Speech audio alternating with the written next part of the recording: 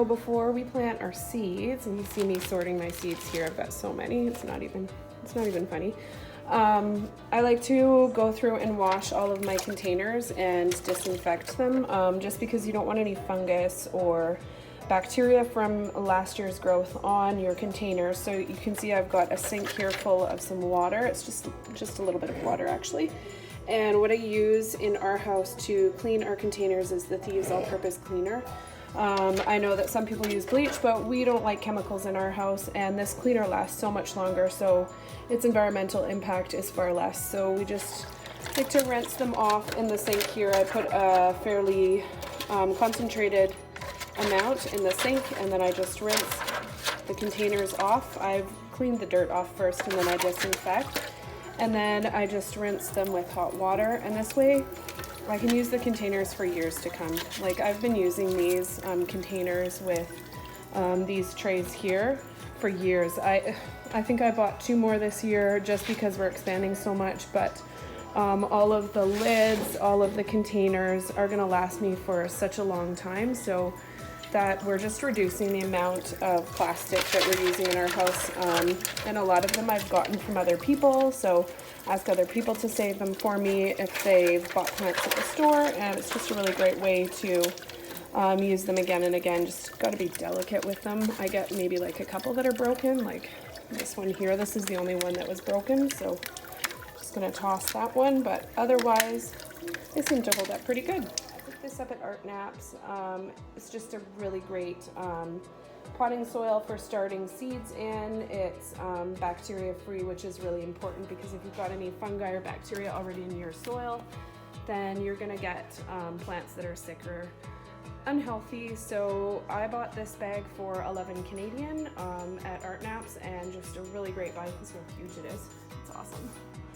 Probably need a couple more, but it's a good start.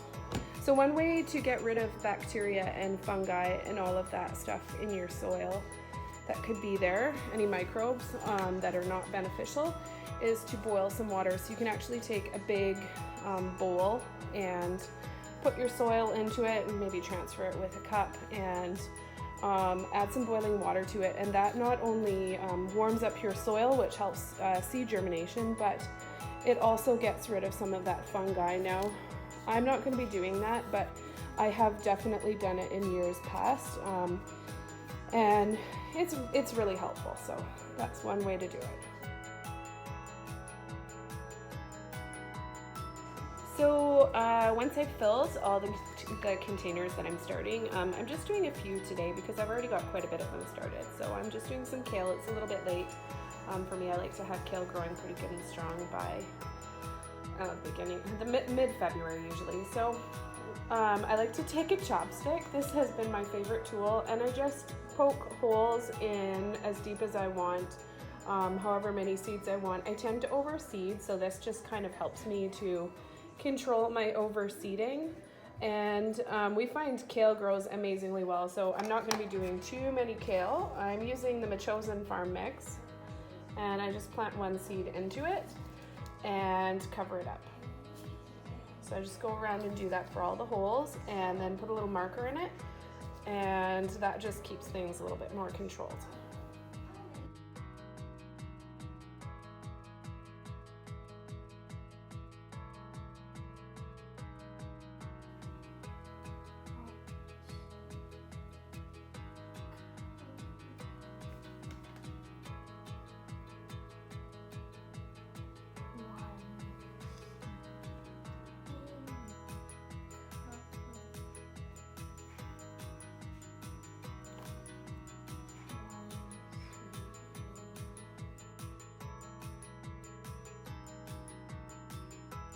Okay, so now that we've finished planting our seeds, what we're gonna do is we're just gonna water them with some very hot water. It won't kill the seeds.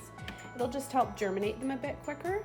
So the first time I just put a very light spray of very hot water on. Just let it run till it's nice and hot, and water all over top. You don't want to water the seeds away, so do a light water over top, or really hot water in a mister. And then after that, I'm going to be watering directly underneath with this tray, which has no holes, but these little seed planters have holes underneath them, so they'll be able to suck up the water, and then we kind of avoid getting things like fungus and other excessive watering issues by doing it that way. So I think it's hot enough. Oh, maybe not. Let's get it a little bit hotter. I like it really nice and hot.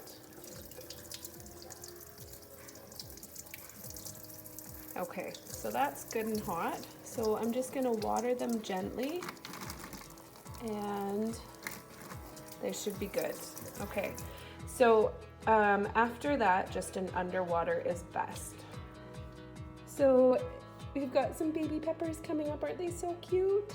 Little baby peppers popping up. I trimmed my onions because the onions tend to start to keel over and die if you don't give them a little trim if you're starting them indoors.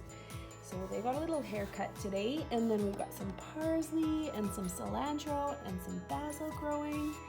And I've got the peas over here, which will get moved over to the window, so hopefully they'll germinate soon. And then over by the windowsill, just soaking in all the rays from the sunlit window, is some beet microgreens that I just started. And there's our tray that we just started today. And I'm hoping to start tomatoes soon. I won't start zucchinis and anything else until a little bit later. So that's our setup for now.